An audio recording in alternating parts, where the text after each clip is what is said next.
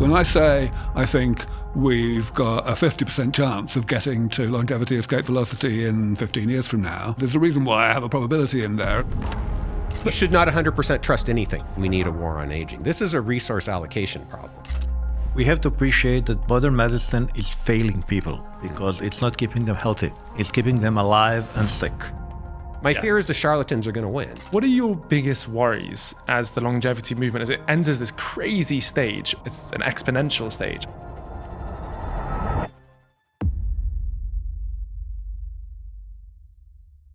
Gentlemen, thank you so much for being here. Pleasure. I don't think I've been more excited to start a podcast episode than to have Aubrey de Grey, Matt Kaeberlein, and Gordan Lauc here with me. Three incredible individuals in the longevity space. So let's start with the idea of measuring our age. Matt, how should one measure their biological age? I'm not sure you should. I think it depends on why you even want to try to measure your biological age. I think people need to understand we don't understand what biological aging is at enough resolution to know how to measure it. There is no way to measure biological age. What you can do is estimate it a lot of different ways. I would suggest that what's more important is your current health status and your quality of life than your biological age. And we can talk more about what the existing clocks are actually measuring, but they're not measuring biological age. They're correlated to something that's correlated to biological age. So it may be the wrong question. I think it's useful to talk about biological age, and in some ways, telling people you can measure biological age is useful because it gets people to understand the concept of biological age and that it's different from chronological age, or can be. But it also misleads people into thinking we can do something that we aren't currently able to do. Well, I would agree with Matt. Is first, we don't have a definition of biological age. So we use biological age as a proxy, as something which can general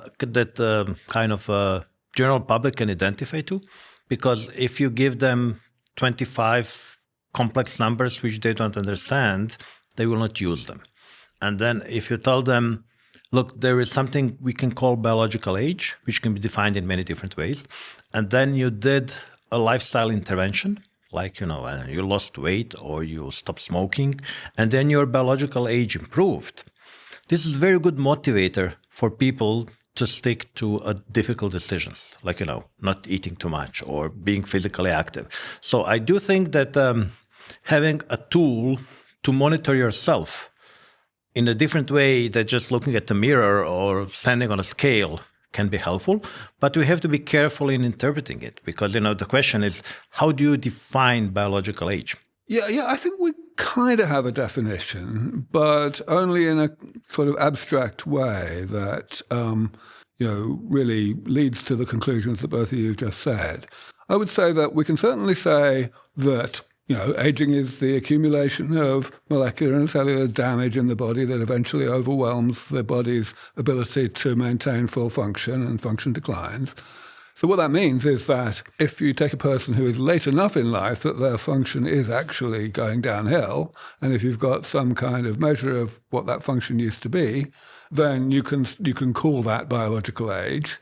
But of course, what we really want is to have measures that can be applied before then, so that one can get an idea of how soon one's likely to start going downhill.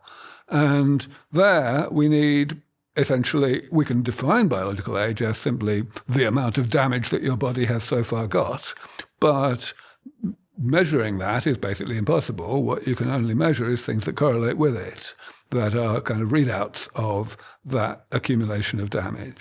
So, and of course, then one has to take into account the fact that the damage will be, in many ways, accumulating non-uniformly, so that some organs, some tissues, some systems may be closer to the threshold of starting to go downhill than others are. So yeah, it's a really complicated, messy thing.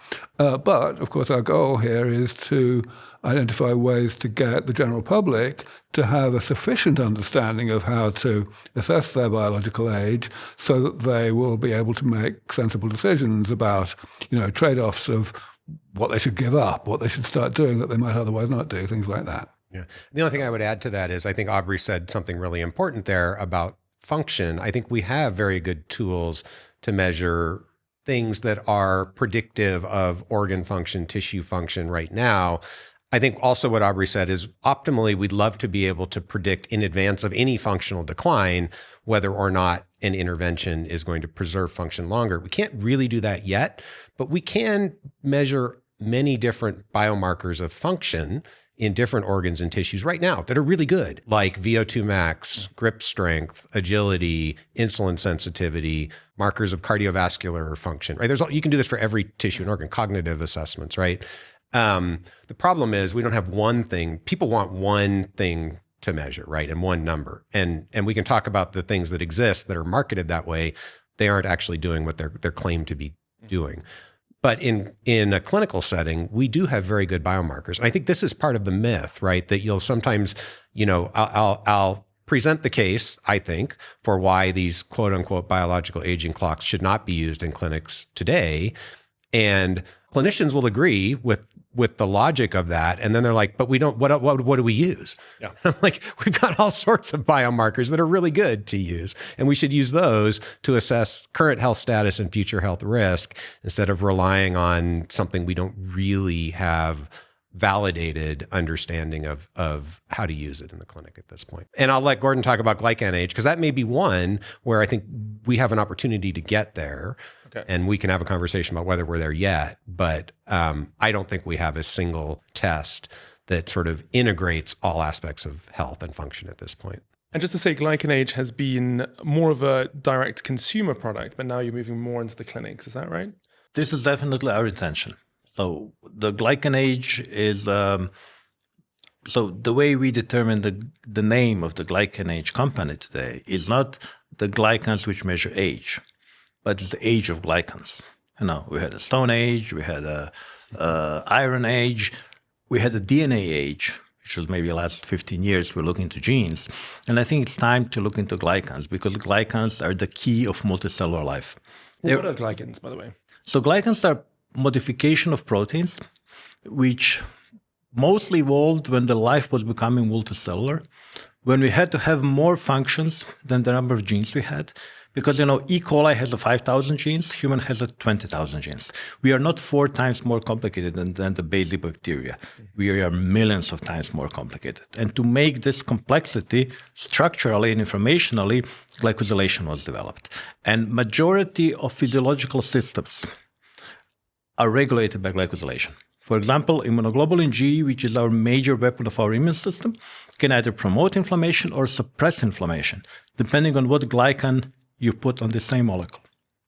And it's a very complex decision of the immune system when they want to activate inflammation or suppress inflammation. And the majority of diseases of modern society are linked to high levels of low-grade systemic inflammation. So with too much inflammation through age, we develop metabolic diseases, we develop autoimmune, inflammatory, cardiovascular. Inflammation is behind all of them. And glycans are the key regulators one of the key regulators of inflammation. So what we do as our research is we try to understand how and why glycans regulate inflammation, how is this activated, how is it being shut down, what are the mechanistic aspects of that. And then out of our research, we made the ultimate simplification, which we call glycan age now, which is kind of a long-term measure of our ability to regulate, mostly to resolve inflammation. And this makes the glycan age a good tool because it's informative. What makes glycan age different from other biomarkers is that from the beginning, we are developing it as a clinical test. So our analytical accuracy is higher than any other routinely used clinical test.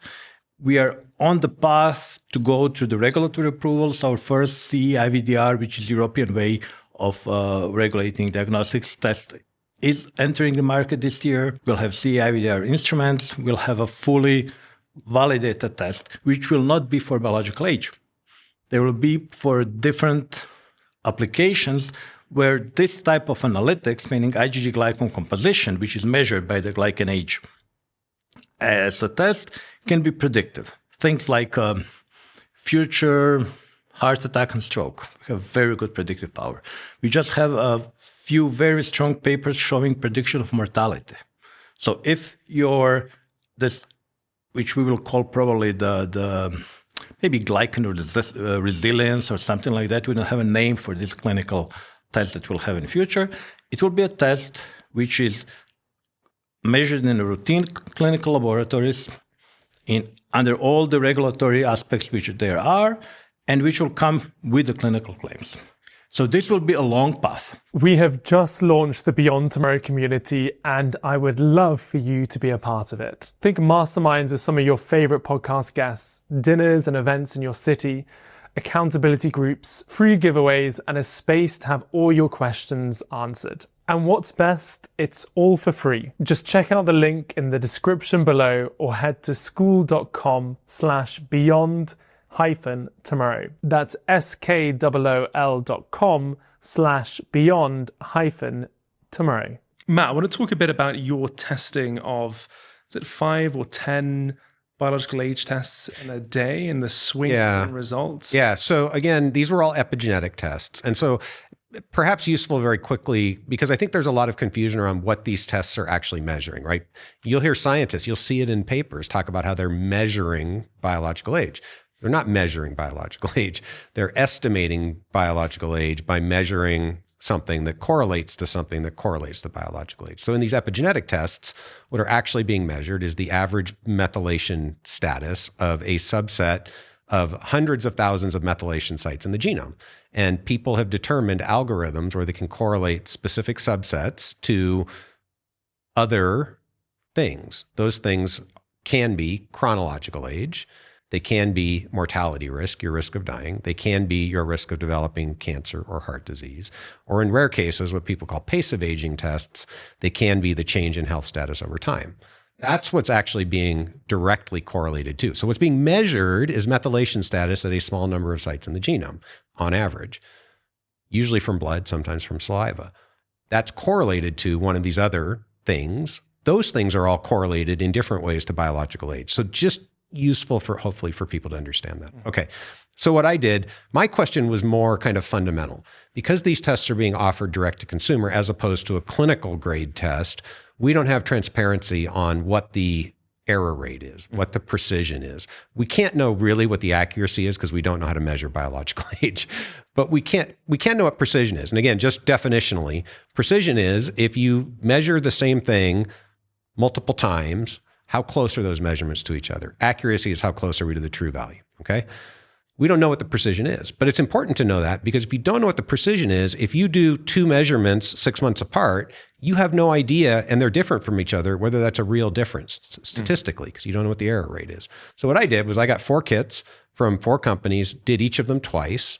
I was almost 54 years old when I did this, and the numbers came back ranging from low 40s to low 60s with a standard deviation of 7.4. So if we accept that's the standard deviation of these tests, what that means is if you take the same test twice, 6 months apart, and your difference is 7.4 years, there's a roughly 33% chance that's not real. But that's not what you actually saw, was it, Matt? You did 4 different tests, and 3 of them, the duplicates came out really close together. It's just that they were far apart. One was 20 apart. Right. Only one was 20 apart. The other, right. The other well, but that is what I saw. And so I think your point is maybe one test is good and the rest are garbage. Oh, no. I'm saying that maybe 3 tests are good and only one. But the 3 tests were not close to each other. The 3 tests are measuring different correlates of their correlates. So one problem we have in the field is that people are not good in analytical biochemistry. Right. So they have to know the methods how these things are being measured. Unfortunately, all the companies which are offering commercial epigenetic tests are using chips, mostly EPIC chips. And these tools were developed for research. And they generally have approximately 10% measurement error. Because if you are analyzing 1,000 people, 10% measurement error is not important. It will level out and you will see the biology. And this is why we see a lot of good papers in epigenetics, because by studying cohorts, you really get information behind epigenetics, because epigenetics is probably regulating most of the changes that happen in us during life. But if you have a 10% measurement error, this means if you're 50, you'll either be 55 or 45. And this is something what we saw. We did it with Alden Scientific. We analyzed 9 samples taken on 2 days, and they were 5 years up and down. And it doesn't matter on which clock you kind of calculate. It's just the measurement of CpG methylation using the technology. There are better technologies. Mm-hmm. It can be you can do pyrosequencing, you can do whatever. Just they're too expensive. No, I think there's an important point I need to make here, because Aubrey's right. And it's missing the forest for the trees. Yeah. So I think it's good that you and I can have this conversation because we can understand the statistics. Right. The average person is going to think what you just said means that 3 of the tests work. That's not right. The problem is we don't know. That's the whole point. These companies are not transparent on what the errors are. We don't know what the errors are. My test was a way to try to get it. Is the error crazy big? It's much bigger than I expected it to be. And you did epigenetic tests. So, as in, I don't want to sure. name that. You were public about the names, were you? Or? Yeah. So, True Diagnostic, Mudo, Tally Health, and Elysium were the 4 tests. So Aubrey's right. Maybe some of the tests work. Maybe some don't, but we have no idea. Yeah, I mean, my point is that I was actually quite surprised because of exactly what Gordan said about the technical reliability of the chips. I was quite surprised that 3 of your tests gave duplicates that were so close together to each other. They weren't that close together. They were plus or minus a few years, right? But that's almost 10%. Pretty close, really. I was surprised how close they were. But the point is, absolutely, that what they're measuring, in you, they were measuring somewhat different things. That's why they gave different results from each other. And why those I don't know if that's the case. You don't know if that's the case. You're speculating. Maybe that's the case. That's my point. Well, I mean, they had to have been measuring different things if they were reproducing into say, that if each individual test was giving the same answer every time. Of course, you only did it twice, so we don't know that. But let's suppose you'd done each of them 10 times, and they'd all come out, within a couple of years of reproducibility. Then we can pretty confidently say they're measuring different things in you. Now, what is surprising, of course, and alarming, is that they gave different numbers relative to your chronological age. And that says to me that the way they calibrated them was in a manner that overestimates people's correlative biological age in some people and underestimates it in other people. Maybe. Again, I think so. Yes, that's all fascinating. And I don't disagree with anything you said, really, except that we don't know, because we don't have the data set to really know what would happen if you could really do these experiments 9-time replicates over time in people with the same test. What we do know is that nobody knows, maybe the companies know, nobody else knows what the error actually is. And so when consumers are using these tests, or what I find particularly concerning is when clinicians are using these tests, they're using something where they don't know what the error rate is. They have no way to know whether a difference over time is real or not. And so you are going to misinterpret those results. And I don't think they're clinically meaningful or useful at this point. So that's the key point, I think. They are useful for the consumer. Why? Or are they? Okay, so is there a net benefit right now for testing your age? Well, let's look at the cost benefit, right? Okay, what might the benefit be? It might be that it motivates some people to adopt a healthier lifestyle. And I think that's true. What are the costs? $500 per test, and it might demotivate people who get a negative result once they've made a positive change in their lifestyle. Right. So what do you think about that? Well, I think we have to distinguish 2 things. One is analytical accuracy, what you were talking about. Right. So if the test is returning a random number, it's dangerous. Yes. Because you can really do a lifestyle intervention, which is good, and then randomly get the wrong number and say, oh, this is not working for me. So I think first thing which has to be done in the industry is to define the accuracy or precision, actually, of this test. So 100%. Are you measuring precisely? And as what you mentioned, many times there has to be some kind of external verification of the laboratory. So there has to be... Are there people that are there testing companies that are not being analytical and truthful with their data then? All of them except glycan age. The big question is why. You're asking me, I'm here as one of the co-founders of Glycan Age. I cannot say Glycan Age is doing it good, otherwise they're doing it bad. So I can't say that. But I can say what we are doing. So we are analyzing every sample in triplicate. It costs us 3 times the money, but we do it in triplicate from 2 reasons. One of the big dangers which people do not realize is a sample mix-up. So you have one sample, you put it somewhere in a plate, you miswrite something, and you return the number to the wrong person. And if the labs are not the clinical grade labs, these things happen. They actually happen. It happens very often. How often? How often are we talking? Like how many as a percentage? It's going to vary depending on the lab. And what is the likelihood? I don't know. I can just tell you a couple of percent. Yeah. So generally people make mistakes between 1 and 5% of things they do. If you pipe it, you make occasional mistakes. But it's many people get wrong numbers. So we do it in triplicate because if you're putting the same person on 3 places, and if these 3 places, if 3 numbers do not match, we do it again. Meaning, maybe you mix one of them, and then quality control.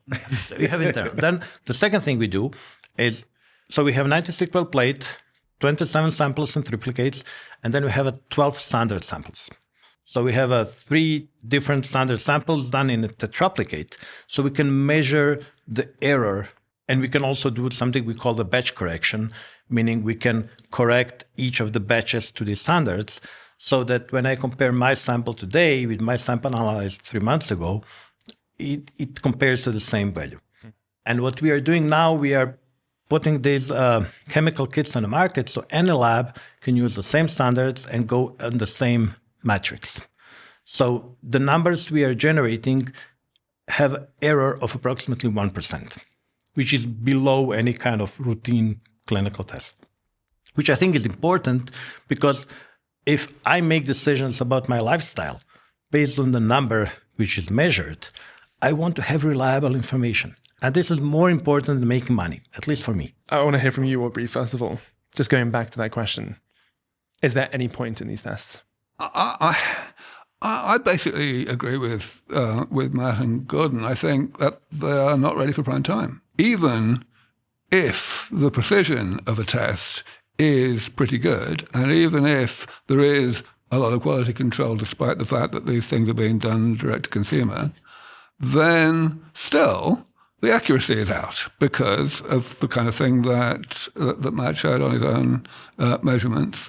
We just don't have enough information about what we're measuring to be able to say that, this is a good correlate of biological age. Especially not. Touch on that? I just want to say, especially not in the context of interventions. Yeah. One thing that is particularly frustrating with all of these omic clocks of every kind is that, by definition, they are trained on a bunch of data sets, a bunch of people who did not receive interventions that have not yet been developed. And once those interventions are developed, we don't know whether the clock is going to be coupled or uncoupled with the new intervention. And that sounds like the danger zone when we start meddling the measurement with the intervention. So, sorry, I think there's a couple things to say on that. One is the lack of mechanistic understanding of how the epigenetic changes connects to mortality or disease risk. Can you explain what you just said to a 5-year-old? Sure. So we talked about glycan age, and at least as an oversimplification, it's an integrator, also mechanistically involved, but an integrator of chronic inflammation. We understand what that means. HbA1c, it's an estimator of average blood glucose levels. We know what that means from a physiological perspective. These epigenetic tests, we don't have that mechanistic understanding. So first of all, what are the epigenetic tests actually? What is epigenetics all about? It's regulating which genes get turned up, which genes get turned down, okay? What has not happened yet is that the specific places in the genome that we're measuring on these epigenetic clocks, that those genes, which are being changed in regulation, have been shown to play a role in whatever we're interested in, mortality, disease outcomes, longevity. So it's a black box as to why those specific sites came out in the algorithms. The other point related to that I wanted to make is, and this is where I think there's some sloppy thinking among some of the scientists in the field, because you see papers published, there are dozens of algorithms that have been made, dozens of clocks, right? Horvath clock, Grimage, whatever. There's a bunch of them, right? What do you think of those? I think they're all estimating different things, right? Yeah. And some of them have, at least in the research studies, better correlation to the thing that they're estimating, and some have worse, but they're all estimating different things. And the problem is now, let's say we've got 20 plus, right? What you see people do is they'll just do all of them because they're all measuring slightly different sets of specific methylation sites. And then this is where the sloppy thinking comes in. Well, if most of the clocks are going the same direction, we'll assume it's right. Like that makes no biological sense because they're all trained on different things. They all have different error rates or different correlative values. It is just, but it's sort of kind of intuitive. So people who don't understand statistics believe it. And that's problematic because what people have done is they've combined like 25 different interventions and used 20 different clocks across each intervention in not randomized clinical trials. And they get these data sets and you see, one thing for most of the clocks makes the biological age go down. And people are like, oh, that's great. It slows biological aging. No, it doesn't. That's not what that says. And I need to come in here because the level of discernment that's needed to say that this is inaccurate or I shouldn't 100% trust this is incredibly high. No, it's not. You should not 100% trust anything. Okay, the burden should be on proving that it works. Matt, not 100%, but there has to be greater responsibility put on consumer health companies in general. Well, this isn't even only consumer. This is, I think, a bigger challenge in the field, right? You see this in the primary literature. You see people publish these studies using 20 different clocks, which is fine. That's fine. That's data. But then they misinterpret it. That's what I think the problem is. And so how can you blame consumers for not understanding the nuance if the title and the abstract make it out as if this is a legitimate way to analyze data? It's just not. Or at least it's misinterpreted. So I want to build a picture of the world according to Matt, Gordan, and Aubrey. If you could have it your way, what would measurement look like? And what would basic intervention? I want to definitely start going on to the intervention side of things as well. I'm going to start with you, Aubrey. I'd just like to say a big thanks to our sponsors of this episode, Immortal Dragons, who are a purpose-driven longevity fund based out of Singapore. Immortal Dragons supports moonshot longevity initiatives and radical life extension technology. Get in touch with Immortal Dragons for pitch calls or their internship program via contact@id.life. So if I could make your question more precise, I think what you're asking me to say, in an ideal world, what would measurement of something that we could think of as biological age is? And really, therefore, what I mean is, what would measurement of a reliable proxy of biological age be? Where I'm defining biological age as the amount of damage in the body that accumulates as a side effect of being alive and that eventually makes us sick and dead. Well, really, I think the ideal world would be that we would measure things more directly. We have a pretty good idea of at least a wide range of the things that really are damaged, the physical changes to the molecular and cellular structure of the body that increase over time and eventually make us sick. And some of those things we can actually measure somewhat reliably directly, and some of them we can't. It's like, let's say, for example, senescent cells. We can definitely say that they accumulate over time. We've got various ways to measure them, but those ways are imperfect because different senescent cells have different signatures of being senescent. Then if we look at, for example, changes in the blood. So changes in, that's one we can measure rather more directly. Things like differences in populations of white blood cells, or in the bone marrow, something called myeloid skew, which is the difference in two types of very early precursors of blood cells. These are things that can be measured directly. The more of those we have, the more we can get away from even needing to measure the these much more indirect proxies of biological age. And some of these things, of course, when we come to interventions, which is the second part of your question, if we are intervening in a way that rejuvenates tissue, in other words, that restores the marker in question to what is typical of a younger person, rather than simply slowing down the aging, then we can, in relatively short order, measure these things and establish that in those particular respects we have achieved some kind of rejuvenation. Of course, we still have to do the experiment of seeing whether the person gets sick on schedule anyway, because that would tell us that the things we're measuring, even though they are direct things that we have had reason to believe are, do qualify as damage by my definition, then they're actually not telling us the whole story. And you're on, of course, on the more, let's say, radical side of things, because you're talking about the 8 or 7. 7.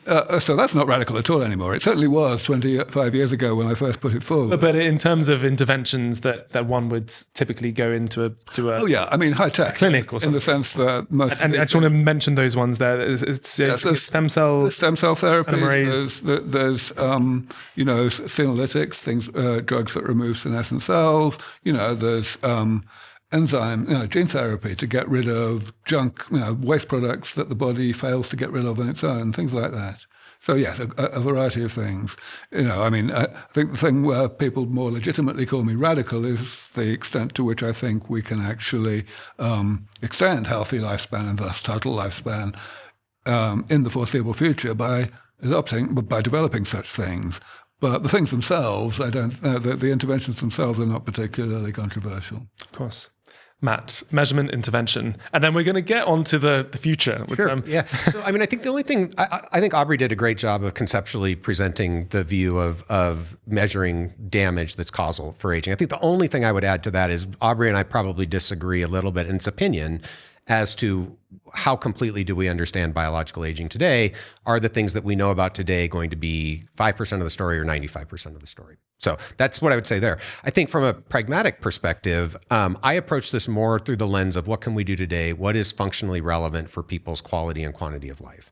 And so I think about metrics around physical function, cognitive function, emotional health, mental health, and then physiological biomarkers that are well established and that we know what they mean and we know how to modify them. So comprehensive blood work that spans multiple systems: metabolic health, muscular health, hormonal health. Comprehensive blood work. Please dive into that bit. So you go get a blood draw. You go to your primary care physician. You'll get a blood draw, and they'll give you back a handful of things which are useful but completely incomplete for assessing health. So you'll get back fasting glucose, HDL, LDL, cholesterol, maybe a CBC chem, right?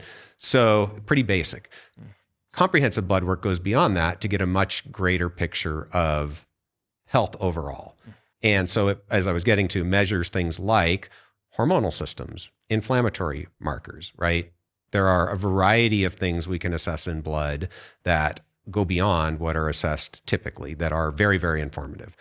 And then on top of that, I would put a few imaging modalities like DEXA for body composition. There are screening tools using ultrasound that are completely non-invasive. And then you can get fancier and do things like whole body MRI, right? All of those have value at understanding a person's current health status and future health risk. And then you can modify them to get them to improve current health status and reduce risks to declining health in the future. We know how to do that pretty well. And so I think where we should look right now, or at least some people should be looking, because I think there's a lot of value in it, is what's the most pragmatic way to apply that? How can we adopt that conceptual approach to a much larger proportion of the population is receiving it right now? And so that's what I spend most of my time in my day job doing today. And your intervention, talk a bit about OptiSpan. Yeah, OptiSpan, we have clinical programs. We have a sort of high-end concierge clinical model where, for people who can afford it, you can do all sorts of advanced diagnostics and get a much more comprehensive assessment of their current health status and future health risks. And then we have a corporate healthcare program that's trying to find that 80-20, right? Or 95-5.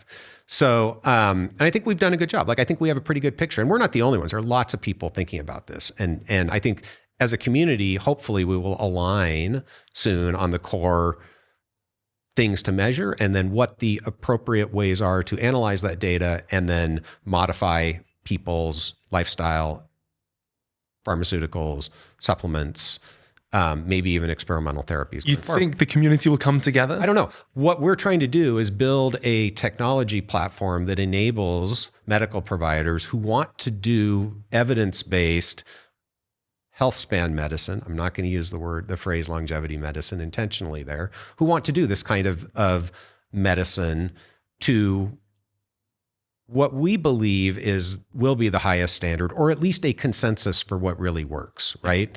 And I mean, the reality is right now in this space, there's going to be a gray area. Everybody's operating in the gray area to one extent or another. And so how do you find the level of uncertainty, right, that people will be comfortable with?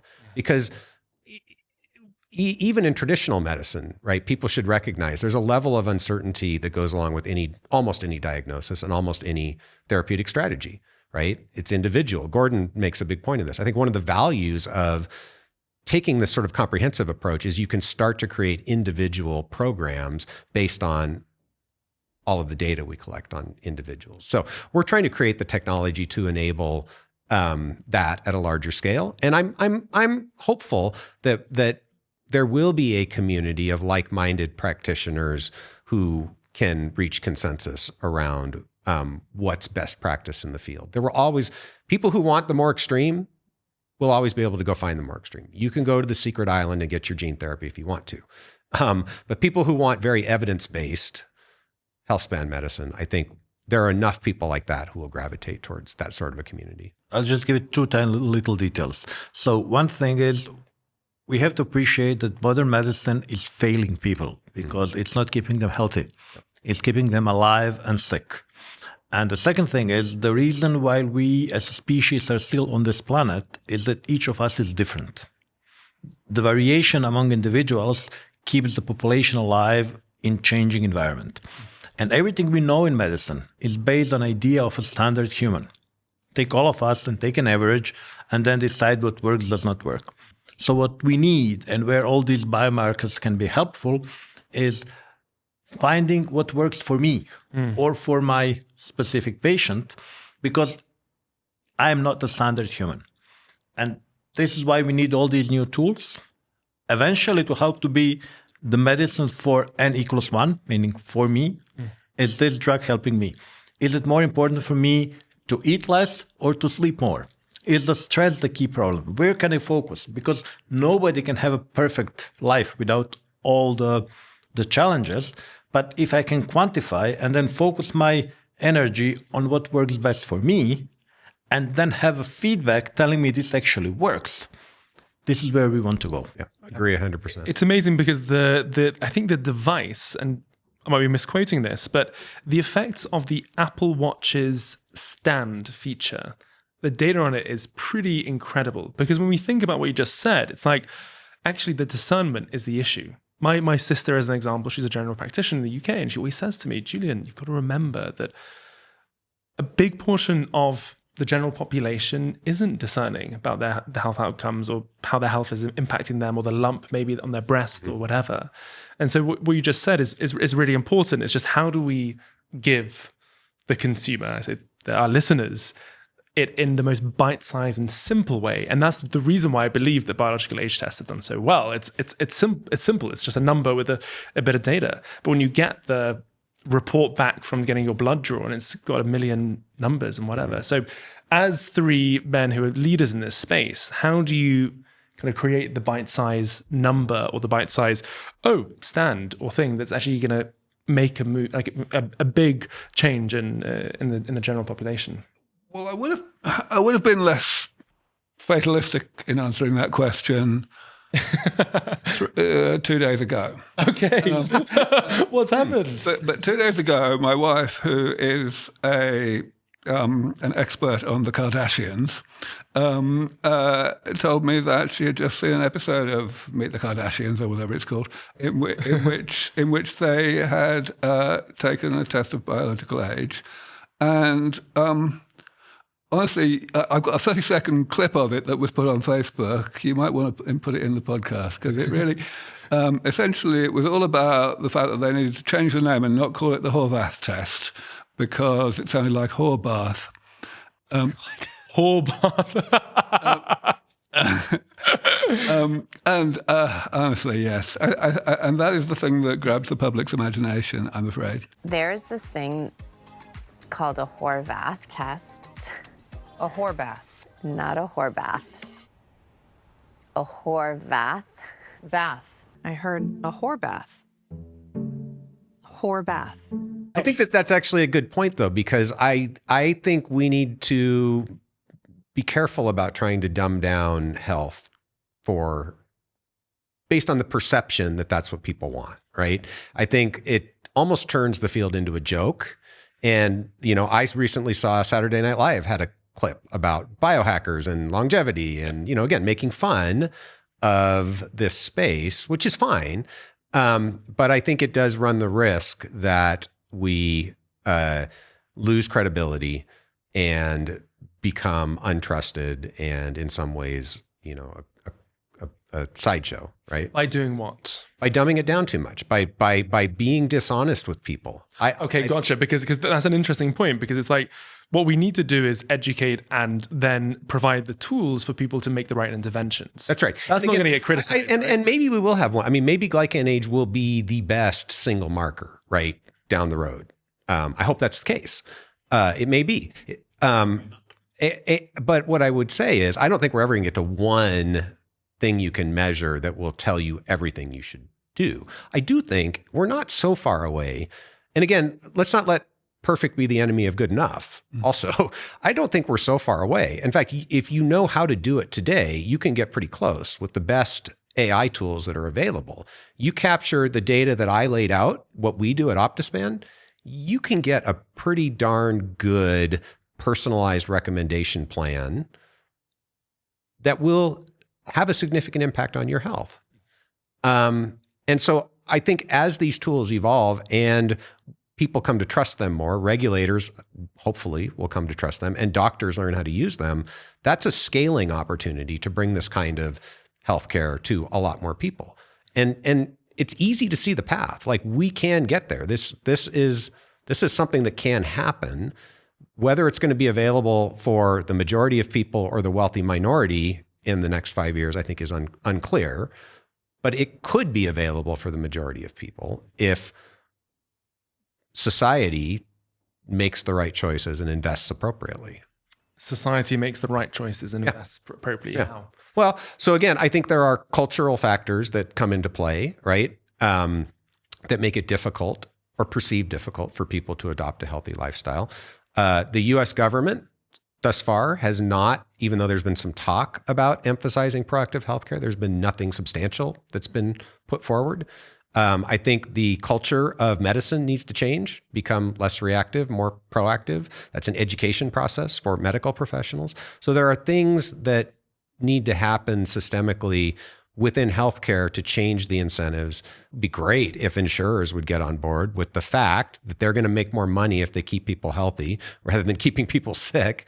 So those kinds of things are what I'm alluding to. Yeah, so I mean, I wish I could be as optimistic as that. But if we look at the problem, I mean, let's go through the problems you just talked about.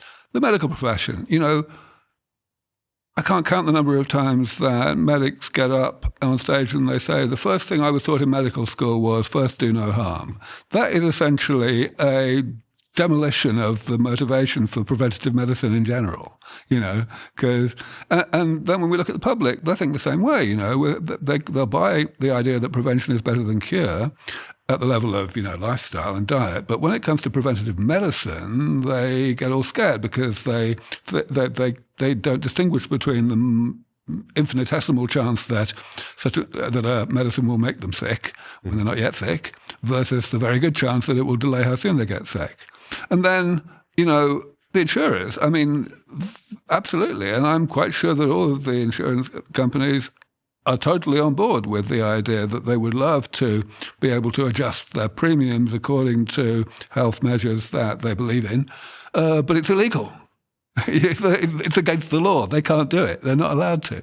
Yeah, but they could insure preventative care and pay for it and reimburse for it, right? Instead of irrespective of measuring the outcome of the preventative care. Yeah, you can't decline people insurance based on or even define the premiums. Right. Yeah, but it depends on the country. So again, it's different in different countries, but I think there are solvable. So I'm not saying it's going to be easy, and I'm not saying all of this is going to happen, but I think we are seeing some movement towards this in at least incremental ways, right? There's certainly a larger recognition of proactive approaches to health in the United States for sure. It's talked about a lot more, right? I think, changing the culture of medicine is a much more challenging proposition, but there are a growing number of medical professionals who are moving in this direction. Yeah. It creates that creates its own challenges, as I think we've all learned at this meeting, in the sense that lots of people are doing different things. Different people have different standards on risk reward. Some people are over in the Wild West doing stuff that isn't very evidence-based, but there is in general, I think, a shift in mindset, still a minority of medical professionals, but it's growing. So we're seeing movement. And again, I think I really believe that the AI tools can play a big role here, because those, like companies like Apple and Google, they're all thinking about this stuff, right? They're being very careful because they don't want to cross that line to practicing medicine. I guarantee you, if they're doing this already, put resources towards creating an AI agent that was trained on real evidence-based health span medicine, we could have that next year that works really well, that would integrate your data, whatever you've got available. Maybe it's just trackable stuff. That's not going to be very good, but you could still get information from it. Maybe it'll be wearables plus comprehensive blood work, plus DEXA, plus MRI, plus all the other stuff you want to do. And you can get and an understanding of your lifestyle as it exists today. You get a really good personalized health plan that'll be mostly right, even without a doctor in the picture. And you put a qualified doctor in the picture, they'll be able to catch the mistakes. You're going to be golden. Now, will people adopt it? That's a different question. The last thing I'll say, I know I've gone on for a little bit. One of the things that also has me a little bit more optimistic is we are seeing in some parts of the world,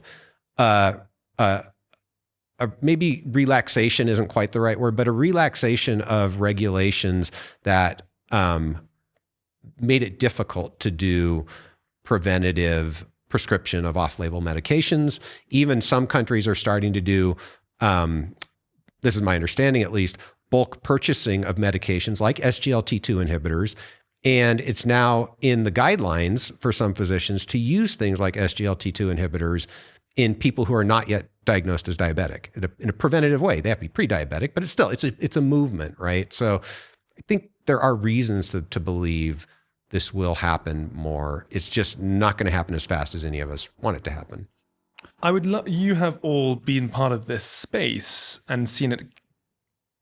I know, and Andrea Meyer recently, we were just chatting on a recent podcast, and she was talking about the space still being a toddler. But when you guys joined then, it was smaller than an embryo. What are your biggest worries as the longevity movement, as it enters this crazy stage of, it's an exponential stage, I believe. What are your biggest worries about the space? So a lot of people say that their biggest worry is that there will be adverse events. People, high-profile people will die from this or that thing, or big companies will have too much failure of clinical trials and will go bust, and the whole bubble will burst in some sense. I'm really not concerned about that, simply because there's so much diversity in the field that I feel, the diversity is a really good insulator against real black swan events really making a big difference. What I am scared about, other than, of course, inability to make things go faster, as Matt was just saying, is the inability to get people to see it coming. I've got this still minority view, I think, that once we make enough progress in the laboratory, in getting mice to live longer, to get, the expert community being publicly a lot more optimistic about timeframes than they are today, that there will be a very abrupt tipping point where, the world's leading influencers get on board and start demanding a proper COVID scale war on aging. And, I feel, that could result in that actually happening, in having a proper war on aging pretty much overnight. And the public will think that that it's going to, that we're going to win it. That, medicines that really bring aging comprehensively under medical control are going to come along in time for them. And if people start thinking that, they're going to have massive changes in how they want to spend money, what kind of insurance premiums they want, both health insurance and life insurance, what kind of inheritance arrangements, what kind of pension plans. And it's going to completely upend the global economy, and nobody's ready. I try my best when I give talks to, pension funds or whatever, to wake them up to this. But I'm very sure that I do not succeed. They're terribly courteous to me, but I'm quite sure they just go home and do what they were doing anyway. Let's call it L Day, Longevity Day, when the entire world has to basically realize that we've hit a longevity escape velocity. Not that we have hit it, but that we're likely to hit it in time for them. That's the point. Okay. And because that's going to happen a lot sooner. Yeah. I would love, Matt, your opinion on what Aubrey said, but also what are your biggest worries for the space? Yeah. Well, so I'm less concerned about, there's going to be societal disruption when we get to the point that people are living significantly longer than they are now. Aubrey and I we have different opinions on how fast that's going to happen. When do you think it'll happen? I have no idea, because I think the reason why I say that is there's a growing, reason to believe that there is a barrier or difference in biological aging around the species maximum lifespan that we haven't studied and we don't understand. And that may be easy to solve. It may involve the types of damage that Aubrey has already pointed out, or it may involve something completely different. And I personally have no idea whether that's going to be an immensely hard problem or an easy problem. And just to clarify, I completely agree with Matt on this. When I say I think we've got a 50% chance of getting to longevity escape velocity in 15 years from now, there's a reason why I have a probability in there. And I also have a probability in there when I say that I think we have a 50% chance of getting the 12 months of increase in mouse lifespan starting in middle age within the next 3 or 4 years from now. There's an entrepreneurial way of looking at it, which is if you don't set the vision, there's no way of, if you don't reach for the stars, I agree. And I want to add, Aubrey and I are completely aligned on the fact that we need a war on aging. This is a resource allocation problem. I don't know whether or not we can achieve 150, 250, 500-year human lifespans. That's that barrier I was talking about. Mm-hmm. I'm very confident it's a resource allocation problem to get the vast majority of people out over 100 years in much better health than we even think is possible right now.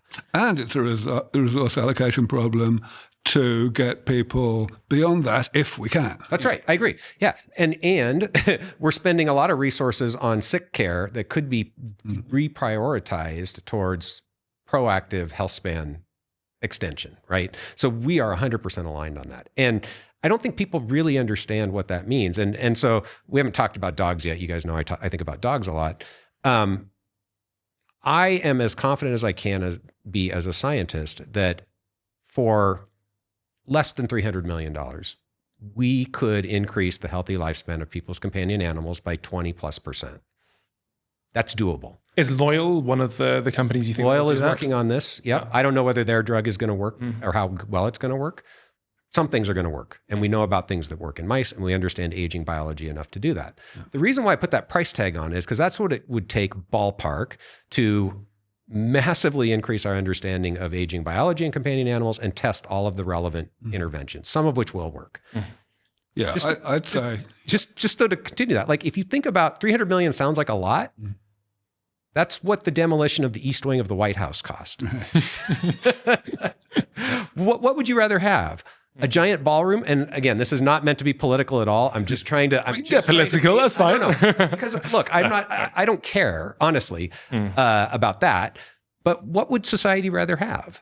A new ballroom on the White House, or our companion animals living 20% longer in much better health? Yeah. Like, this is a resource allocation problem, and we are putting resources to things that are unproductive, in my view, that could have a huge impact on. And the same thing is true. It's going to be a lot more money to do this to human longevity, maybe 2 orders of magnitude more, maybe 3 orders of magnitude more. But again, like, that's Elon Musk could do it if he wanted to, right?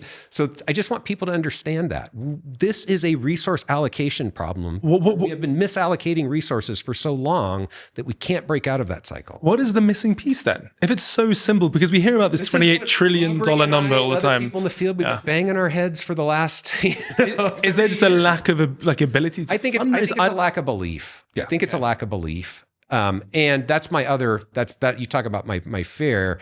My fear is the charlatans are going to win. And we have lots of charlatans in this. Tell us about the charlatans. They're misleading people. Yeah. And we've had cases, I hesitate to be too specific, where bad science that I would put in almost in the realm of charlatanism, if not fully there, has led the field down pathways that were completely unproductive for more than a decade and cost a large amount of the fraction of resources that were being put towards the field. Can you mention those? Well, I think a good example is around Sertris, which was the company that was founded based on bad science about resveratrol for sirtuin activators.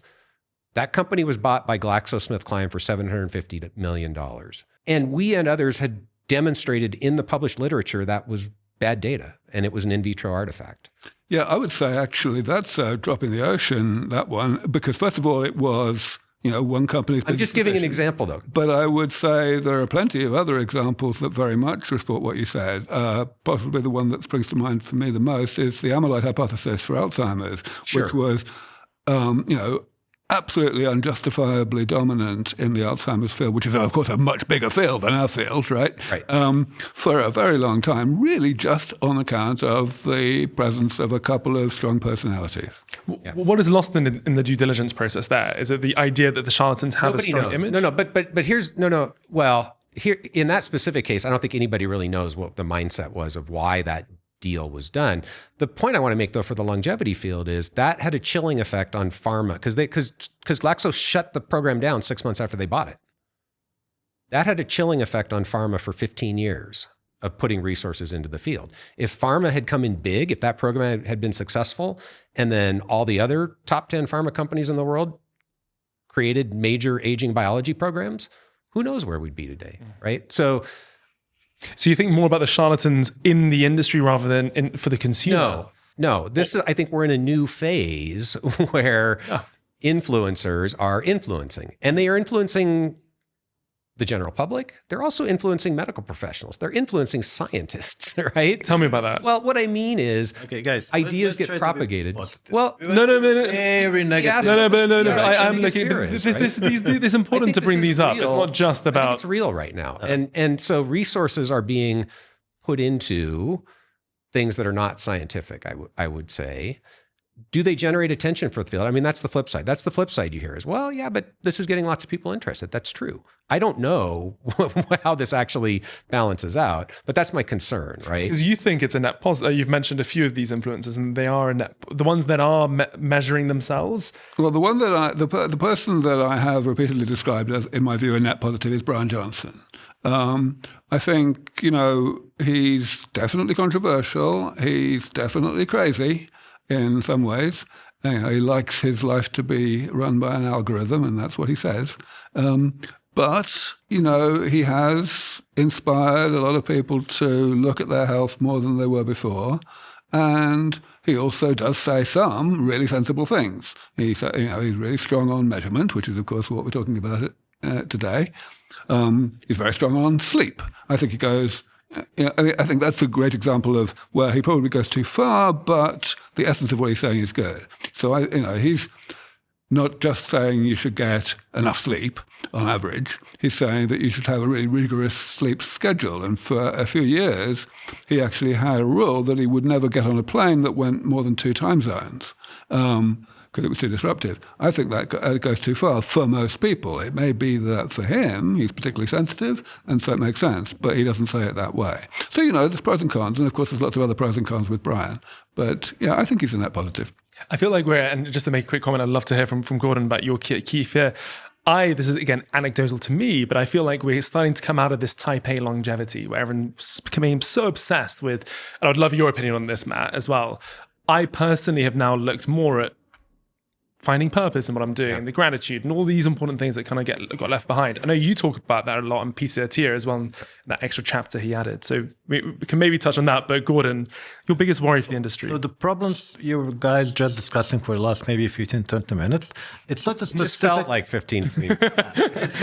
It's not specific for the longevity field. Right. True. As you mentioned, we had it in Alzheimer, we have it in diet, we have it in pandemics and so on. So the science is limited. Our knowledge about biology is extremely limited.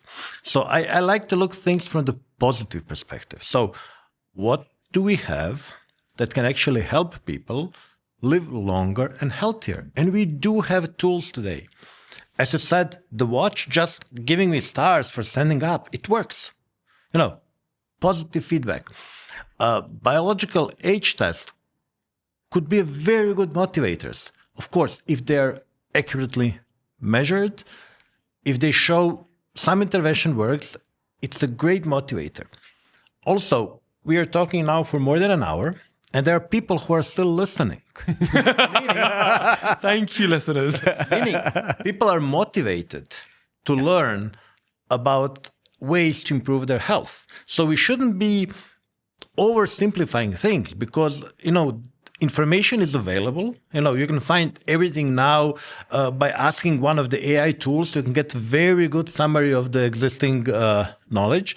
So people can start using even relatively complicated tools, getting all the blood work and then distilling it with some kind of AI tools, which if they don't exist yet, will exist very quickly, and then improve their health. And I think this is the most important thing. So for me personally, I don't care whether I'm going to live 150, 120, 90 or 70. I want to be healthy until I drop dead. I don't want to spend 20 years in disability. And I think this should be a goal for all of us. Preserve our health, find what we are doing wrong, because most of the things we do wrong are on own decisions. And I think majority of them are actually in our head. What we think, how we perceive the world, what are the real threats, what are the imaginary threats, and some of the tests that we have been discussed today may be helpful.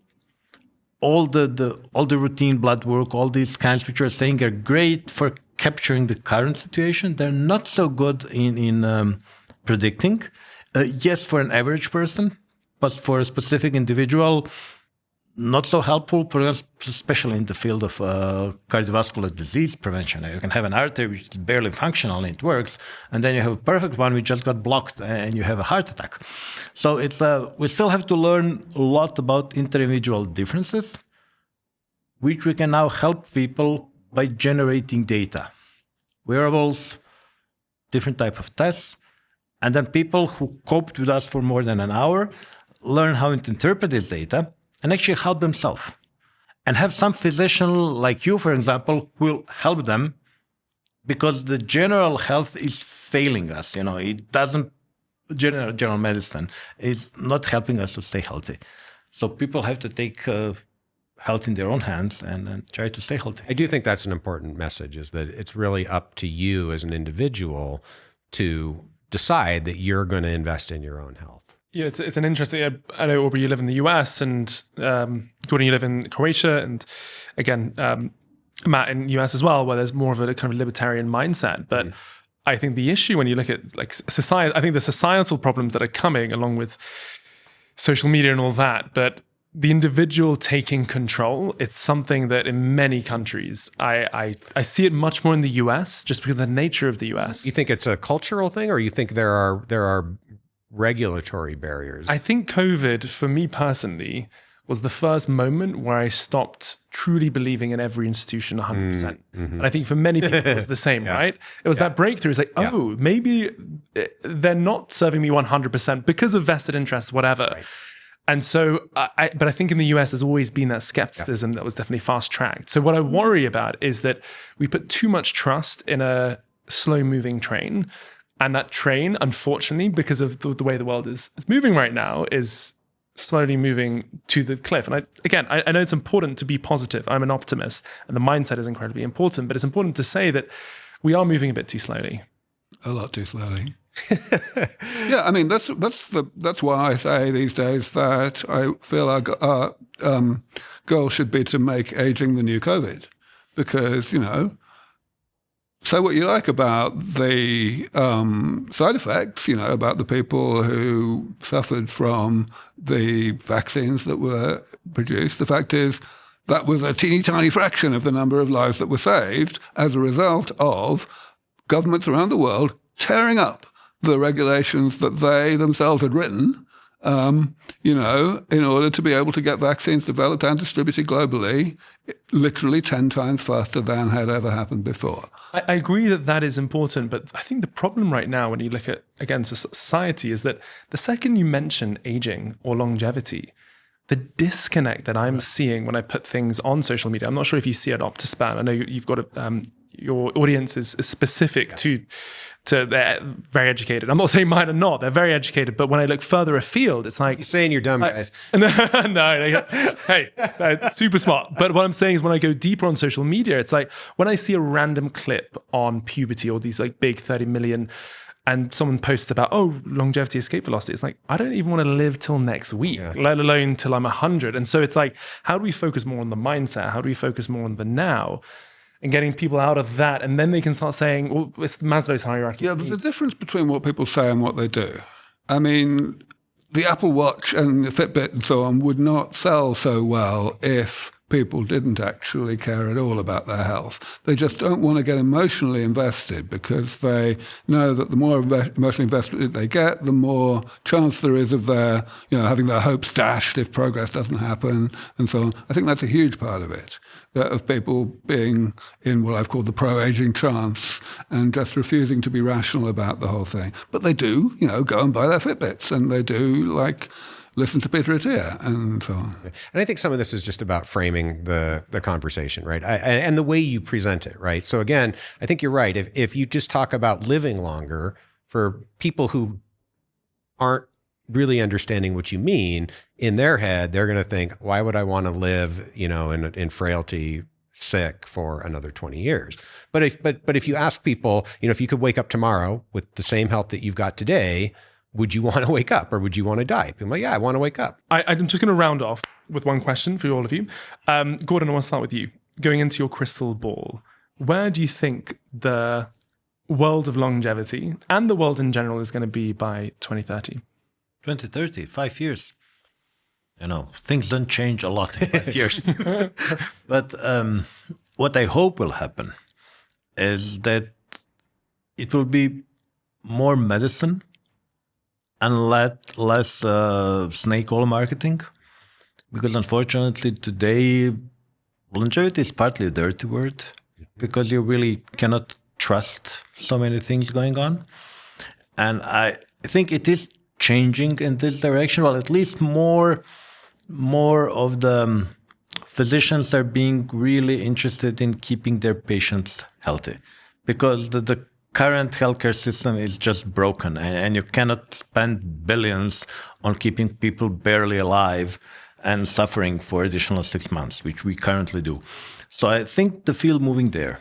So getting more reliably quantified data, different type of omics marker, epigenetic, glycomic, proteomic, whatever, having a good AI tools which will help us understand it, because we cannot really understand the billions of data points we can generate.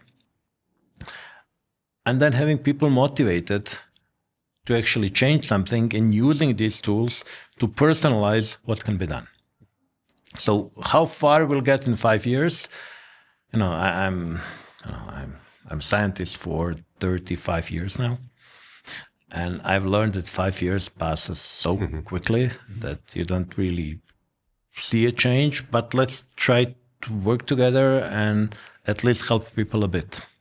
Matt, So first of all, I mean, I think that was great. I'm going to kind of answer it the same way, what I want to see happen. And I think this is possible, but Gordon's right. 5 years passes quickly.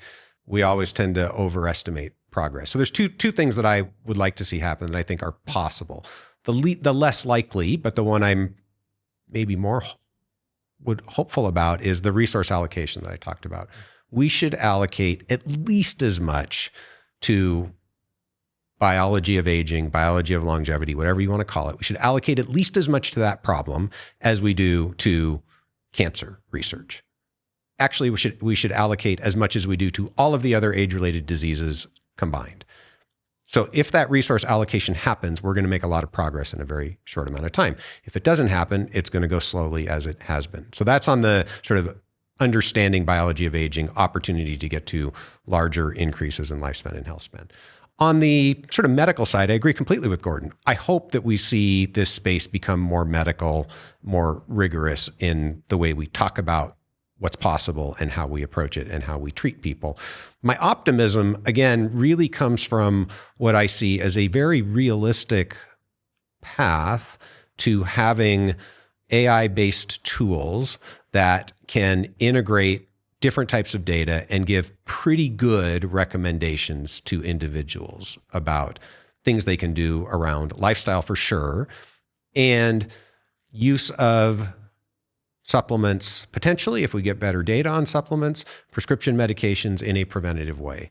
So my hope is, I think this will happen. In 5 years, anybody who wants it for a reasonably affordable price will be able to get access to those kinds of tools. And I think that can have a big impact on people's health span, decade plus, if people use them. Now, whether people will use them or not, I don't know. But I think people will be able to have access to it. And it will be largely independent of socioeconomic status, although it's never going to be completely independent. So that's a pretty optimistic view of what's possible. From a wearable standpoint, I know we had Stand from the Apple Watch, and we've had the health span kind of added on. Is there another kind of iteration that you see coming that's going to really move the needle forward? Well, I think what I see becoming more available already is access to diagnostics. I think the problem is that's being done on the direct-to-consumer market, where people are being kind of told what they should measure, and there isn't any follow-up medical care involved. So Function Health is a great example, right? You can go get a whole body MRI direct to consumer right now, but you don't get any follow-up care. Yeah. And so I think what will happen is these tools will be paired with programs that will give people some level of legitimate medical care. So I don't think it's going to be all AI in the next few years. I do think we will get to a point where regulatory bodies will feel comfortable enough with the AI tools. There may just be a superficial checkoff by a human medical professional. Okay. And so again, I think that's how we scale this. And so if we have good recommendations about what to measure, how often to measure it, and good tools for interpreting that data that can do it in a mostly automated way, that gets us 90% of the way to where we want to be at a population level. And Aubrey, to finish off. Yeah, I'm gonna get my I'm going to stick my neck out. I think we have a 50-50 chance of getting, within the next 5 years, by 2030, to the point where we can give middle-aged mice an extra year of life, whereas today we can only give them an extra 4 months of life. So that's a trebling of what we can do today, and indeed what we have been able to do for the past 50 years. I think that because I have seen that over the past 3 years, while we were doing our first attempt to get that to happen, there's been an explosion of new ways to give middle-aged mice a couple of months of extra life, very diverse ways. So putting them together, which is what we do and what nobody else does, seems to me to have a very good chance of giving an additive effect that will be of that kind of order. 3 years ago when we were designing the first study, we didn't really have much of a choice. We had basically 4 interventions we could use, and we used them all. Now, we've got more than a dozen that we could use. And that's in 3 years. That's what happened. So that's why I feel things are accelerating so fast that we can actually put a probability on it. And by the way, 4 months of a mice life as a percentage of the overall life? Right. So these are mice that normally live about 2.5 years, so that's 30 months. And we define middle age as 1.5 years, so 18 months. So, basically we want to double that. We want to get them out to 3.5 years instead of 2.5. At the moment, we can only get them out to 2 years and 10 months. Brilliant. Gentlemen, thank you so much for this. We've covered a lot of topics. Appreciate you being here.